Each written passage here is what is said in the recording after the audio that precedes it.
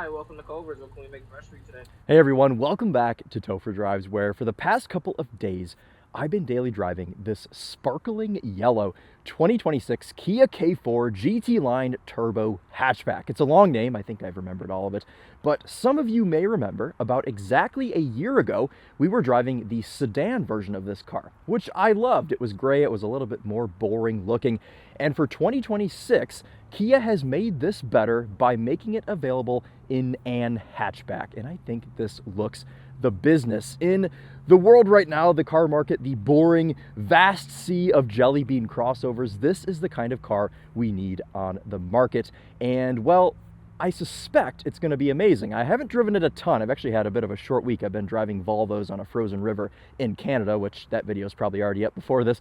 But anyway, this is great because from the B pillar forward, as far as I can tell anyway, it's exactly the same as the sedan, but from the B pillar back, this car is kind of like a mullet. Business at the front, party at the back, and it looks, in my opinion, kind of like a shooting brake. This is somehow 11 inches shorter than the sedan, but it still retains all of the practicality that you would expect from a car in this class. Now, it's gotten 11 inches shorter, but it's also $500 more expensive. So this hatchback GT Line Turbo starts just under $29,000. It's like $28,700.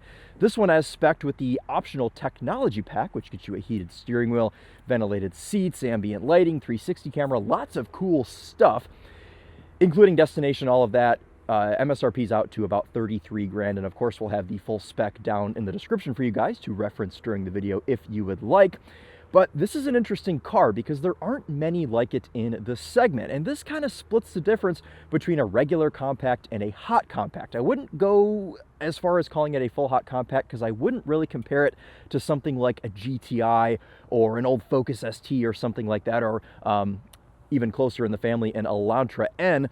This sits more off to the side. Like, I think the closest thing to this that I can think of on the current market is the Integra A-Spec that I was driving a couple of weeks ago here in Michigan and in California. But this may be even more attractive because it's about 7 grand cheaper than that Integra.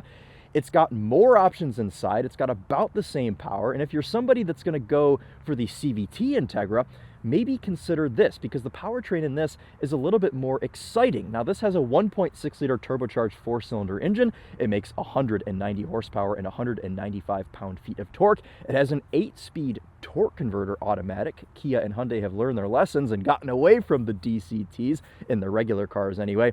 And of course, this is front-wheel drive. It weighs about 3,300 pounds, about the same as the sedan, and I mean, just look at it. It's fantastic. So today we're going to show you what this is like to live with. We're going to do the full Culvers with this today, I think.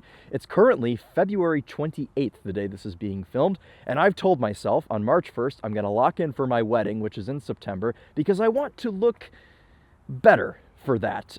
So we're going to start eating a little bit healthier, but we'll celebrate, I guess, my last day of freedom with going to Culver's and getting some cheese curds, and we'll be able to take this to the drive-thru and all that stuff. But let's poke around this a little bit before we do so. Now, when I read that this was 11 inches shorter than the sedan, I expected the bit between the back seat and the rear bumper to be about this big. But actually, I mean, look, I haven't done this yet, so I don't know that I fit, but I suspect that I do. Yep, I do. Completely fit back here. I don't know with this privacy shade if I'd actually be able to shut myself in this. And if anyone were driving by right now, this would look a bit awkward, so let's jump back out. But just to show you, lots of room back here and it will do the thing. But the best part about this, you open up the trunk floor and there is a compact spare in this. So if you blow out one of your 18-inch tires on this car, which we'll show you right now, because we like to get sidetracked on Topher Drives. This is a Kumo Majesty, and it's a, what is it? I think I know, but I just want to confirm with reading on the tire, 235/40 R18. This is what you get on the GT Line Turbo and the regular GT Line as well, because Kia will also sell you the K4 hatchback, which, check this handle out, lovely.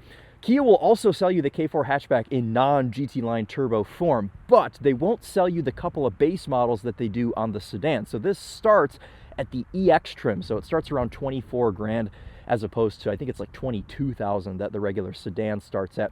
So there's only 3 trim levels, EX, GT Line, and GT Line Turbo, What's cool about the GT line and GT line turbo is you get the more sophisticated rear suspension. So instead of the torsion bar rear, you get the multi-link. And if you don't want to go for the full turbo, you want the naturally aspirated 2-liter with a CVT, and you still want GT line, they still give you that suspension. So that's pretty cool. Let's check out the back seat. Similar to the sedan, this has the door handles on the C-pillar. And this has the black and white Syntex interior. I think the sedan we drove last year had the same exact interior. Now, again, since this is so much smaller, I expected the back seat to be smaller as well, but it just isn't. In fact, Kia claims it has 1 inch more headroom than the sedan, which I guess makes sense because the roofline is a bit more straight in this car. But at 5'11", sat here behind myself, I just have tons of room. And this segment of car, I mean, they are getting quite big, yes, but this shares the same wheelbase and it's much shorter, so I think the size is a bit more appropriate, but the interior packaging still makes sense. Fold down armrest with some cup holders, 2 USB-C ports back here, which we like to see, and check this out. Vents! You don't see this in a Civic or an Integra. That is very good to see. I also actually don't think you see that in the base model hatchback, but hey, at least the GT line turbo gets them, and you get this little cubby down here too. We've got a bit of a hump in the middle, I suspect, for the exhaust, so it would be a bit tight, yeah, especially with this sticking out. You're probably going to want to view this as a 4-passenger car. Maybe you could have somebody quite small in the middle here. Not a ton of other amenities. We have room in the door for another cup, but you do have some nice padding here on your door panels. There's some scratchy plastic and things, but for a car that starts in the mid-20s, it's pretty hard to complain with any aspect of this interior. And just the fact that Kia even makes this car to begin with, I'm just so intrigued and obsessed with the design of this car. Genuinely, and this is going to be bold, but I think this is one of the best looking cars on the new car market right now. It just does everything right for me, because the only part of the sedan that I didn't super love was the back. I really think they nailed it with the front, kind of this squared off like muscle car look. I mean, this looks like something that could have come out of Sweden in the 1970s. It's very much Volvo P1800 shooting brake. Okay, let's check out this GDI 4-cylinder turbo. And this is pretty compelling to actually go for this. Okay, this is one of the heaviest hoods on the market as well. And they don't give you hood struts. So it's compelling because for about $4,000 more than the base, you get like 50 more horsepower and a proper 8-speed transmission. So this is one of the cases where I would say go for the top trim. It just makes sense. Also, sparkling yellow is only available on GT line and GT line turbo. So all the other colors are available across the board, but this one is exclusive. Again, to reiterate, power, 190 horsepower, 195 pound-feet of torque. I think that's appropriate for the segment. I don't really think it needs any more, because I think Kia may be kind of reserving some of that potential for a proper Kia K4 GT, not GT line, full GT. And that, you know, they could kind of aim for that mid 200s, you know, 250 horsepower or something like that. And this would be, I think I'd have to have one if that came out. Oh man. Okay, let's jump in. I think we're pretty good for an exterior walk around, and we'll get started with our little living with video. I also have to put some fuel in this. My dad and I are going to a concert tonight to see my buddy Will play the guitar. Shout out Will if you're watching. But we have to drive this to Detroit later, so I have to make sure it is full. Again, Syntex leather seats. We have the GT line pressed into that here, and I love this white and black color combo. This is the only choice you have if you go for sparkling yellow, but other models, I think like black and white and gray, you can have a red interior, which also makes this very strange sort of 90s General Motors steering wheel also red, because this one's got the white airbag cover and white little bit at the top of the steering wheel here. Let's start it up.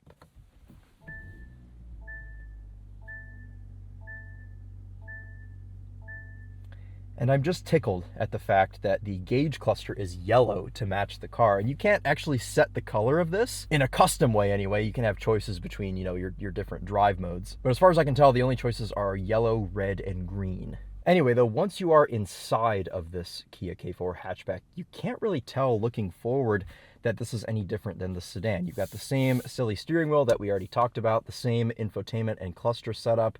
You've got the same volume slider here in the middle, the same proper shifter for your 8-speed automatic, the cup holders.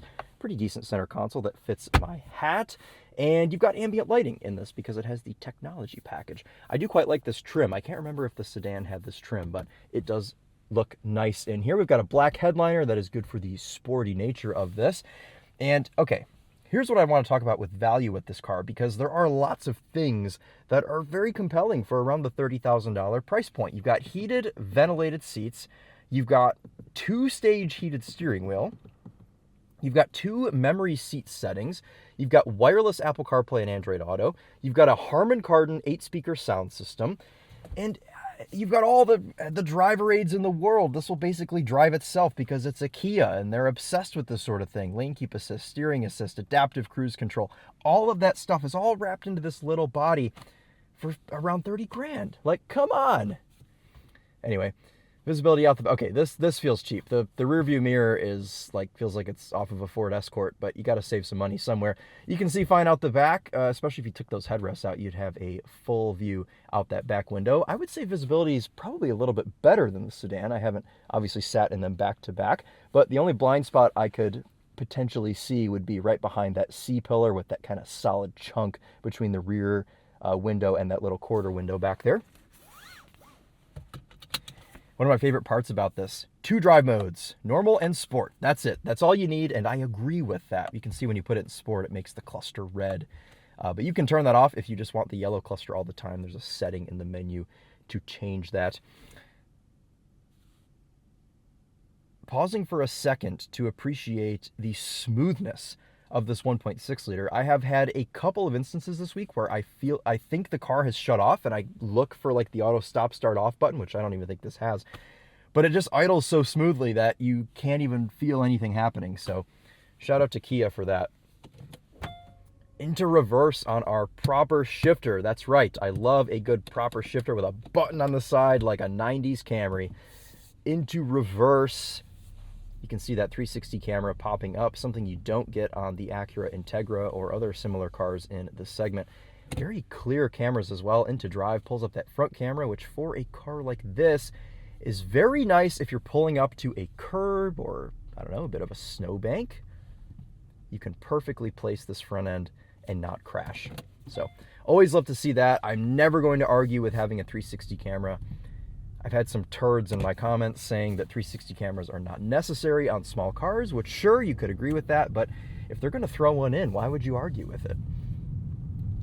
Okay, let's get this out on the road and show you what it's like to drive. And I want to squash any misconceptions with this car straight away, because like I said earlier in the video, this is not a hot hatchback. This is not going to compete with something like a Volkswagen GTI or an Elantra N. This is more sort of lukewarm. It's more sort of Integra A spec in the way that it has smooth, confident power, but really just for the purpose of spicing up your morning commute and making you more confident whilst merging on the highway. This is not really going to win any drag races, but that doesn't mean the handling isn't still impressive. It's not shouty like a hot hatch is.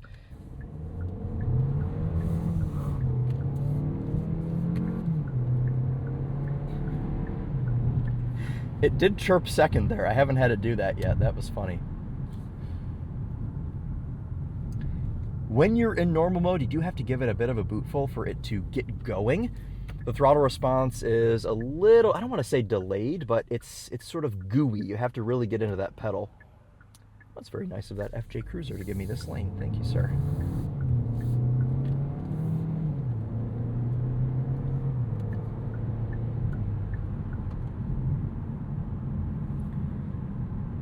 But from a non-sporting stance, inputs here are lovely. Gear changes from the 8-speed automatic are super smooth. Ride quality is nice with that multi-link rear suspension. I still haven't driven one of these with the torsion bar rear. I've only driven GT line cars. Let's go sport.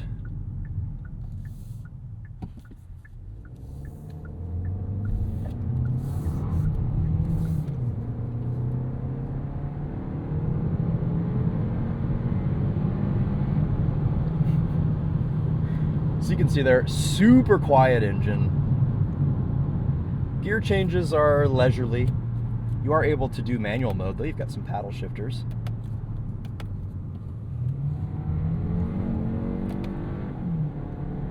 mildly disobedient. Yeah, and it'll change gear for you. It will not hold gears, but hey, it's cool to have some paddles here to play around with this thing. Okay, let's put this back into auto. We'll just kind of let it do its thing, but I want to take this around a corner because even though this has the same wheelbase as the sedan, I don't know, there's something about it. It feels like it handles better. It's probably placebo, but let's take this here.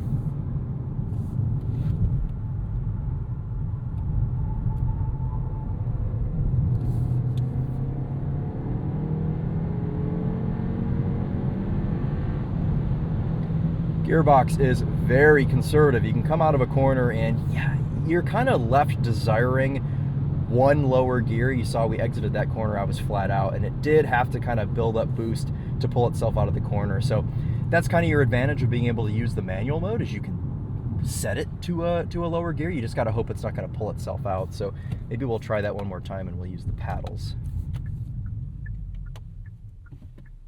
We can also get this off the line real quick. Actually, let's do that before this cement truck comes up.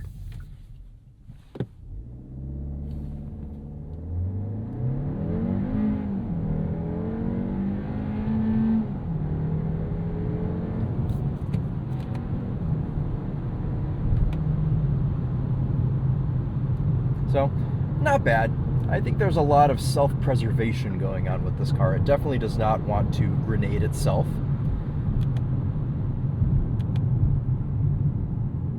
Give me second. There's second.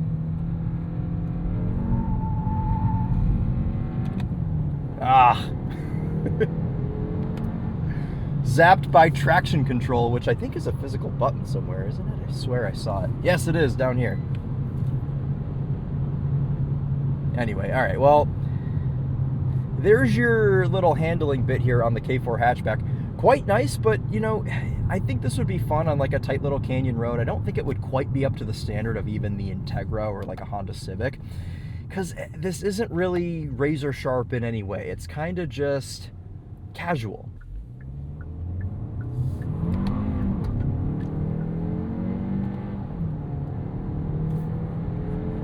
You can also shift it down here on the floor with the shifter, except the gear changes are in the wrong direction. You push up to shift up and pull down to shift down, which I know that seems like it would be correct, but in fact it is not.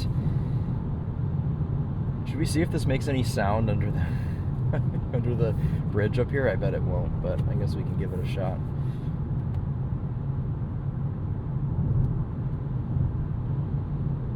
You guys can hear though at highway speeds. It's so quiet. Genuinely quiet.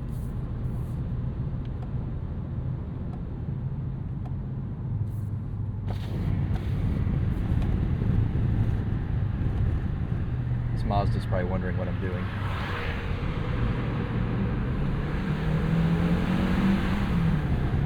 Yep. Sounds like absolutely nothing. Exactly what I expected. I imagine there will be exhaust systems available for this car, just because people already like these. Okay, these days, usually when a new car comes out, everybody hates it, and then it takes them like a year or two to be like, okay, I like that. We saw this with the G80 M3, we were seeing this with the new M5 currently, and this goes beyond BMW, but this car, everybody just loved it when it came out, myself included. I mean, I'm usually more receptive to new cars. I'm getting distracted. Look at the orange DRLs. This is perfect. We can see these in the back of this semi-truck. What a cool look this is, man. Love these orange DRLs. Anyway, my point is, everybody really loved this car when it came out, and I think they still love it. I think enthusiasts are going to buy this, even though it's not as razor sharp as some of them may think, but there will be exhausts. All of this to say, there will be exhaust systems for this, so if you want to liven it up a bit, you can. Okay, what's it like once you are on the highway? Well, we've got no sort of fancy adaptive dampers in this, which is one thing the Integra A-Spec has over the K4. But you guys know I've traveled this section of highway in some properly stiff cars. This one, you've got a little bit of that rebound coming back down. Pink Beetle over there. Check it out. So there's a little bit of a bounciness, but once we get this back on the other side to a section of highway that's been paved by people that actually know how to pave a highway, we'll be able to evaluate a little bit better. But for the most part, this seems like it's cozy enough. You know, I haven't had any moments this week where I thought, man, the ride quality in this is too hard. It just does everything that it needs to do, and it makes me happy. But just sitting in this, all of the ergonomics are pretty much exactly how I want them to be. The only thing I could complain about is the seating position's a little bit high. I wish I could lower this maybe another inch. And I'm hitting the button right now. It won't go any lower. You do have lumbar, though, which is nice. It only goes in and out, and I don't think it's very aggressive. Let's see. Oh, it actually comes out pretty far. Okay, you've got a decent lumbar adjustment here on the K4. It takes a long time to deflate. It's still going. But other ergonomics in this, the center console is quite hard, so you're not going to have the comfiest elbow there. Your driver's side door panel, though, is a little bit better, so that's nice. But actually just setting yourself up here on the steering wheel, it's pretty nice. These spokes are a little bit thick, so you are going to be resting your palms on the edge of these buttons here. But these aren't actually buttons because they're just little indications for your dials and stuff. So I haven't accidentally hit any of these buttons because they're not haptic, they're actual physical buttons. Seat comfort overall has seemed okay. Obviously I haven't road tripped this or anything. And then I actually like the design of this console because this sits pretty low. We've got this wireless charger here right in front of our stop start button and stuff, but these little guys, even though they're hard plastic, I don't find my leg touching them. So this is all, it all seems pretty intelligently designed. You could argue that this shifter takes up unnecessary room, but I've kind of got room for everything I need up here. You can move these cup holders away, and this is a bit more of a flat space for whatever you want. You've got the room there. You've got tons of room in the door panels here for whatever. I suspect this will fit our cheese curds with no problem today. And even the console is pretty deep. It fits my hat. So could they have put like a stupid push button shifter in this or something? Yes, but I'm not interested in that. The only weird thing here, and something that I keep forgetting about because I can't see it because the steering wheel hides it, is this little mini 4-inch display for your climate control, which is a little bit redundant because we have these physical buttons down below the vents as well. And you even get this little volume slider here in the middle, but I like using this one because it's right within reach of my thumb. So I think of that one as kind of more for the passenger, but it's still within reach of the driver. So you can kind of just pick your poison there. We have our turn signal cameras, of course, because this has the 360 cam. It's the only way you can get those because the 360 cam gives you the mirror cameras. Oh, Culvers, how I've missed you. I've spent weeks in California. I was in Canada. Didn't see a single Culvers. I didn't know what to do with myself. It's been, I think, a month since I've had anything. Hi, welcome to Culver's. What can we make fresh for you today? Hi, may I please just have a small cheese curd and a water? No, the smallest size cheese curd is a medium. Is that okay? Yep, that works. Okay. Anything else? That's it.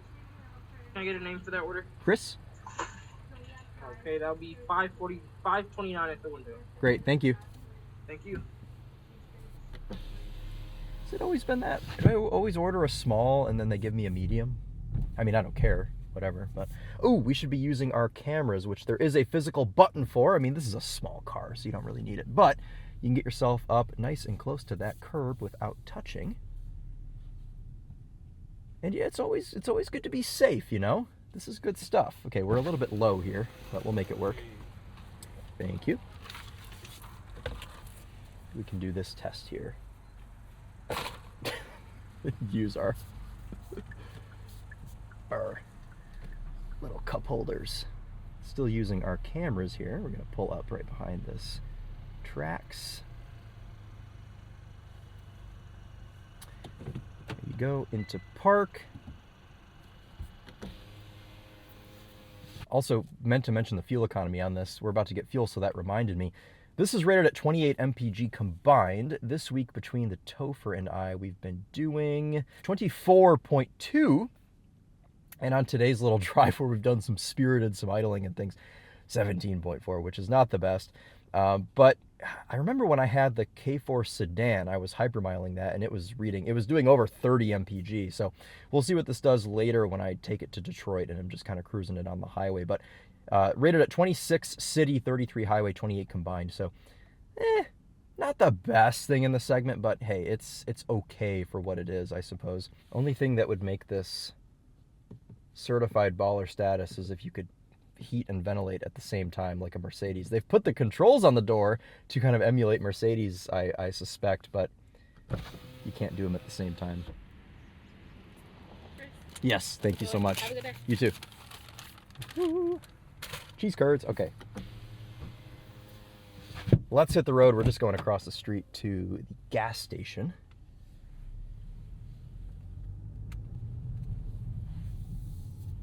Steering weight, it's actually pretty light. You know, Kia, they usually always have pretty light steering. This is not as light as something like a Hyundai Palisade or like a Kia Sportage or something like that, but it's light enough to where the maneuverability is an absolute breeze with this. Now we're gonna pull out of this driveway, which is pretty steep, but we're not scraping. You don't need the Kia Seltos to not bottom this thing out. Okay. Should we go to this pump? I don't think we've been to this pump. Usually we go to the one on the other end. But this is on the driver's side. Yes, okay, I've done that correctly. Okay, another good thing about this is this engine does not require or even really request premium. So you run this Kia K4 GT Line Turbo on regular fuel. Someone must have the little song turned off. But it's got a 13.2 gallon tank, so we'll get out and we'll see how much it takes after I try a cheese curd, obviously.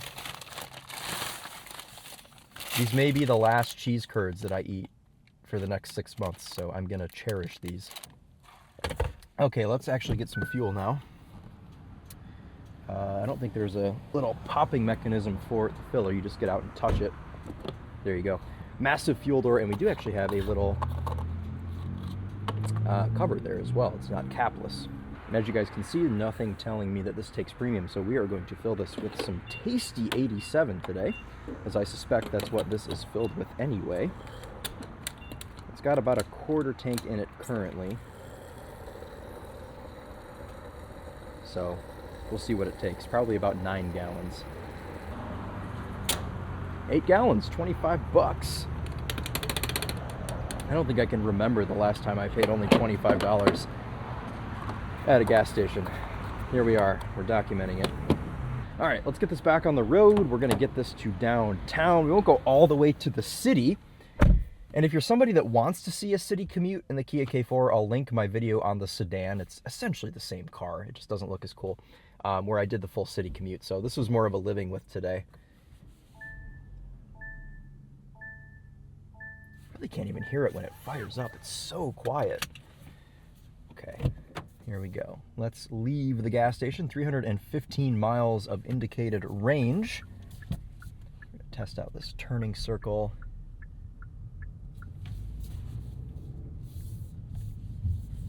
Yeah, easy to maneuver this thing. That is the beauty of small cars.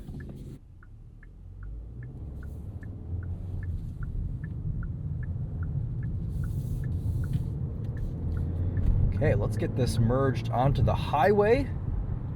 We'll get this to Ann Arbor. We'll kind of evaluate some of the other highway driving characteristics here, and that'll be it. Let's see if these people know how to merge at speed. It's looking promising. We're already going 60. Yes. I am always so happy when I merge behind somebody. Look at this, 70 miles an hour. Quite impressive. There's a 4Runner. Okay. A Zip car loans out 4Runners? What has this world become? I remember when Zip cars were like Priuses and Ford Fiestas. How is there a 4Runner Zip car? That is really something. All right, anyway. Let's play with this cruise control here while we have the opportunity. Super easy to set. Literally one press of the cruise control button that will initiate it, and then you can make all of your adjustments with these physical buttons on the steering wheel, all on the left-hand side. It's all right here. You can also set your distance for the adaptive cruise. We're going to set that to distance 1 because it follows pretty far away anyway. And then we have these driver aids. You can turn your steering assist on by pressing, and then you turn the lane keep assist on by holding. This will, if it's like any other Kia, I actually haven't tried this yet, but if it's like any other Kia or Hyundai, this will hold itself for quite a while. This does not have lane change assist, which is good because lane change assist is stupid. There you go. So this will now do its thing. It's on the adaptive cruise. It'll just lock onto this Zipcar full runner.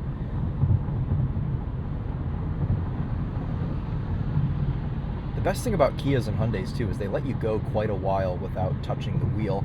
Let's see how it does a pass here. Okay. Not bad. It started accelerating pretty much as soon as I put the signal on. I am finding that it is having to downshift. Don't quite have the torque to be able to make the pass in 8th gear. But whatever. This is incredibly quiet. Now the GT Line Turbo gets a noise canceling windshield. So if you get the EX, it's going to be a little bit louder in here. I think the GT Line and GT Line Turbo both get this windshield. So it makes for a pretty quiet experience. You don't have the crazy wind noise from the A-pillars like you get in some other cars in this class. And even the road noise is not as bad as something like a Civic or an Integra. As nice as Hondas are, they do kind of struggle with road noise a bit.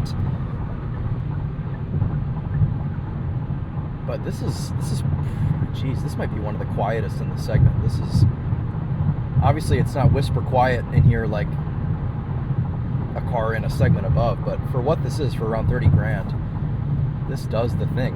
Okay, so I mentioned earlier this 8-speaker Harman Kardon. This is going to be a little bit different than the sedan because the environment in here is different. It's a little bit more open, so we'll see how they've kind of tuned that to compensate. Let's go ahead and test it out.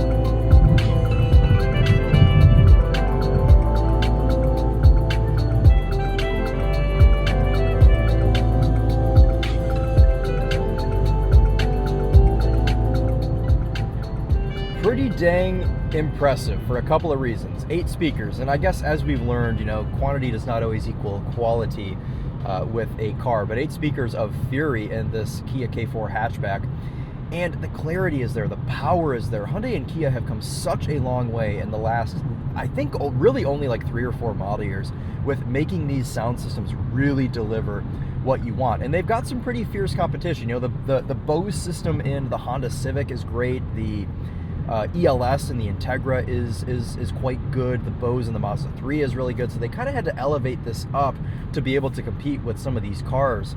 But this is great. I really have no complaints with this sound system. Genuinely, I'm very pleased with this car, and it's just easy. It's comfortable. It's easy to get in and out of this car. It's got remote start, and actually I meant to show the key. It's one of my favorite keys in the industry still. I think this pioneered on the original Kia Stinger, where they had kind of like the detonator button to lock it, but we still kind of have that vibe going on here with the keys.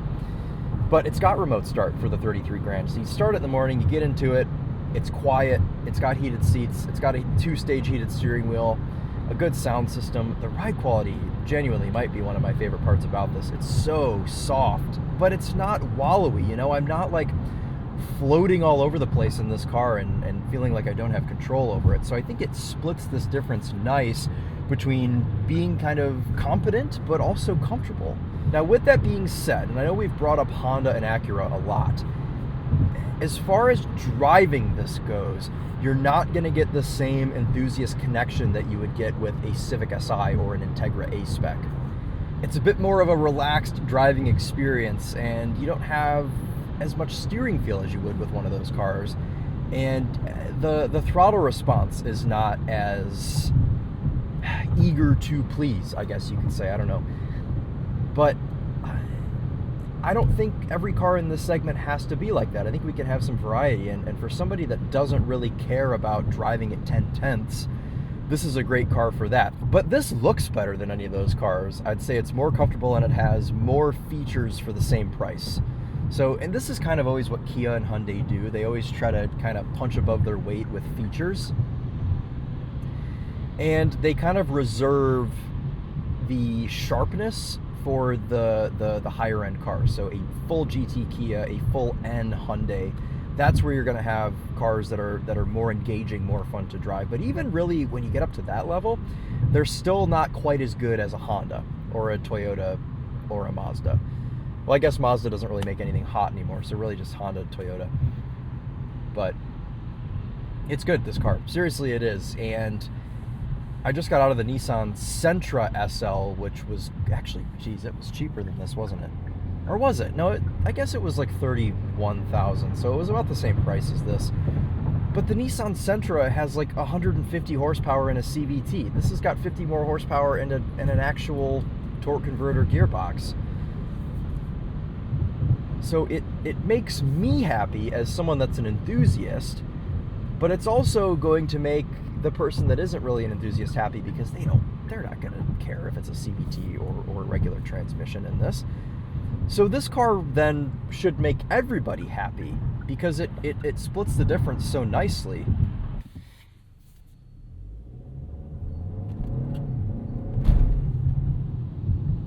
Yeah, see, the gear changes here, they aren't instantaneous, so I don't know that this is really something that I would like drive around and be using the paddle shifters a bunch, like I would in like a DCT Elantra N, because that is just the most fun.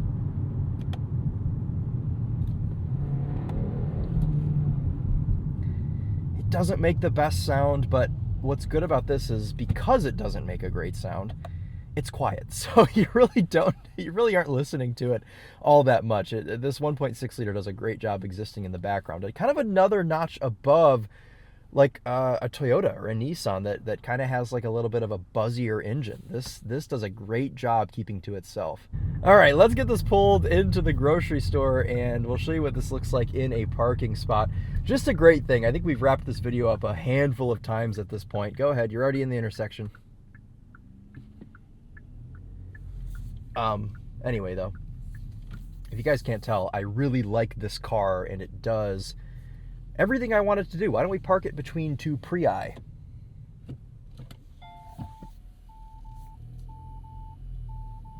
Steering wheel vibrating, letting me know there is an F-150 coming. And thanks to the 360 camera, we're going to be able to get this dialed in just about perfectly in this spot here. And we'll see what distance is like between two cars. I don't know how well they are in the lines, but there you go. Parking brake will automatically engage. I like that, but if it doesn't, it's probably a setting you can toggle. It's down here by your left knee. I would like to have it here, and man, how cool would this be if it had an actual physical parking brake? We'll shut this off. Disappointed somebody turned the thing off. Look at that, average 27.4 mpg. That's with the Spirited, that's with some city, some traffic and things. See, look, here's a regular zip car, Prius. That's what I thought zip cars were. Anyway, you can see here in a parking spot, fits perfectly because it is just an car. It's not an SUV, it's a normal size, and it's even smaller than the regular K4 sedan. So there you go, the sparkling yellow taking to this light quite nicely. I don't know that I'd really call this yellow, it's more of a gold, but hey, it's a fun color. It suits this design quite well, I think. But that's going to wrap it up for us today. Thank you guys all so much for watching. I've had a great couple of days driving this, and I'm excited to continue driving it. And man, I hope Kia comes out with a GT version of this someday, maybe with a 6-speed manual or a 7-speed DCT or something. That would really be proper. But again, that'll wrap it up for us. Let me know if you guys have any questions, but thank you so much for watching. We'll see you next time. Take care.